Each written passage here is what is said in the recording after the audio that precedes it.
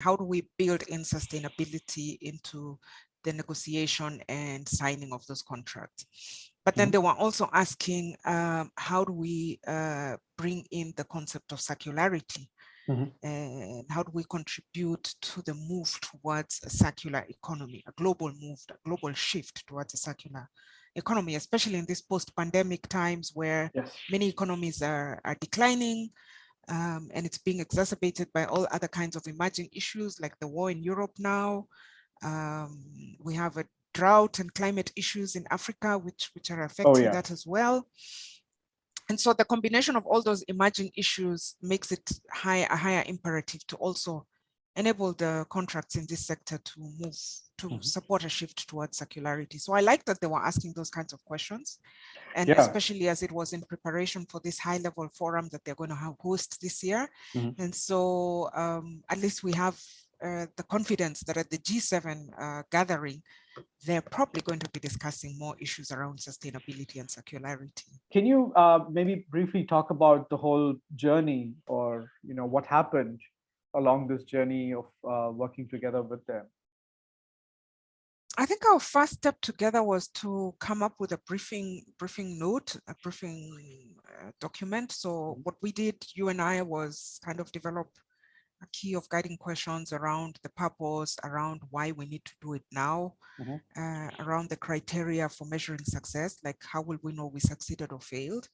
And that's usually, I mean, that was really helpful because it helped us then to determine things like what should the agenda look like? How long should we be discussing various things? What level of interaction do we need among these experts? And how do we facilitate that? Do we use an online whiteboard? How do we make, especially seeing as everybody was going to be joining from different time zones, and using technology, which with different levels of expertise from gurus to novices. And also choosing the tools and technology, right? That becomes a huge question. So that was really helpful on that front. So that was a great part of a process, I guess, for me. I remember what stood out for me when we were doing the briefing was two different things. One was when we said, listen, guys, you're going to have to present without, I think, slides. It was without slides. And you have to say, these are my top 3 or 5 points. You have exactly 5 minutes to speak.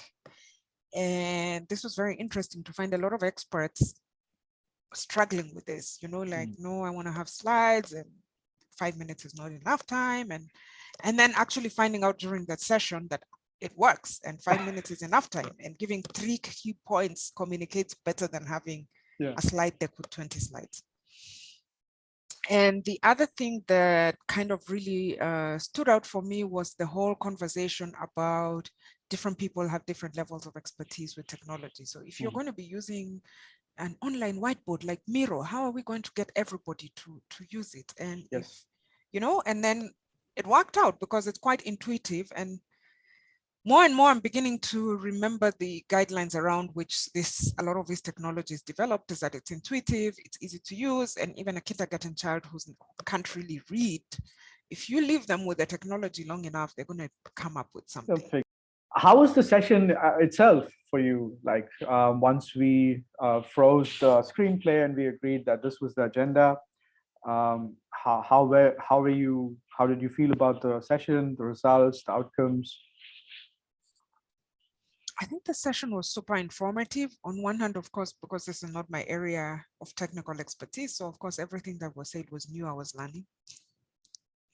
Although a lot of the things resonated from other processes that I'm supporting. So there are some things about multilateralism that are true about multilateralism across the board. It doesn't matter whether we're talking about contracts in the extractive sector or we're talking about regulatory frameworks in the pharmaceutical sector. Some of the things we do have to give credit to the Connect support unit. They were great at coming up with a good question or with good questions. We needed 2 questions and they were great at coming up with the 2 questions, which is, I mean, I think it was Einstein who said that if you have to solve a problem, spend 80% of the time defining the problem before you start trying to develop the solutions. I think they really invested in that, and that really helped improve the quality of the outcome. I have been in processes where even getting the leading question was tough. And for various reasons as well, up to and including we agree that we need to use a resource jointly, but we don't agree on what the question should be. Yeah, I totally imagine. But let me ask you one more question, Liz. Imagine if you were to suggest one sort of facilitation tool or takeaway from this thing that we did together to anyone else, what would that be? I think for me, the super useful one was actually having the online collaboration platform. And the reason is that people have different styles. Some people see things, some people hear things. And having the online collaboration platform speaks to both of those different styles. Yeah. So the people you say from your experience are some of the challenges that people in the space of public organizations, policy making face when it comes to, say, working on different multilateral issues or even decision making, prioritizing, all those things that happen. What would you say are some of the top challenges there? I mean, I would say, which is very interesting, I tried to prioritize them and I came up with a very simple list. I said, oh my God, you mean it comes down sometimes to things this simple. The first one was language. And in the sense that most of his sessions and so on are held in English, and most of the people, yes, speak English.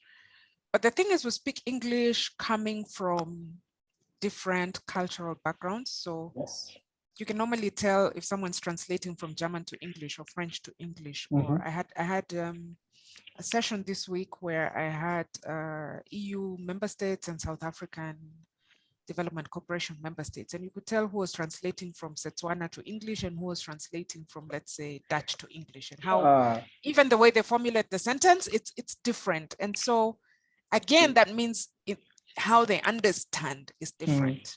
Classic lost in translation. Yes. But and then it becomes even more complex when they're from different professional backgrounds, because simple words such as impact, we were laughing about it, we say impact. And then, of course, if you're in private sector, then that's return on investment. And we know how to calculate that. There's a financial formula. If you're in public sector, then it's a different measure. It's about how much service delivery you're giving to the people. If you're in civil society, again, it's a different measure. Normally, it's more about reducing inequality and so on, which is very hard to measure.